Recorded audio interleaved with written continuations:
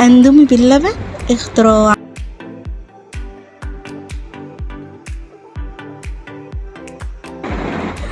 تجربة جديدة ومش هتندموا عليها.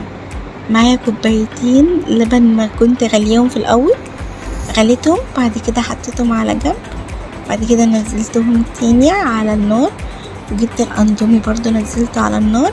انزل عليها بحاجة بسيطة خالص من ريحة جوز الهند، علشان مفروض اللي انتي تعمليه بجوز هند وتحطي جوز هند وزبيب، بس انا ما عنديش زبيب ولا جوز هند، فمجيش قالك اتصرف، فحطيت ريحة جوز هند ورحت رجعت حطيت تاني من ريحة جوز هند عشان ما فيش جوز هند ما كنتش جايباه.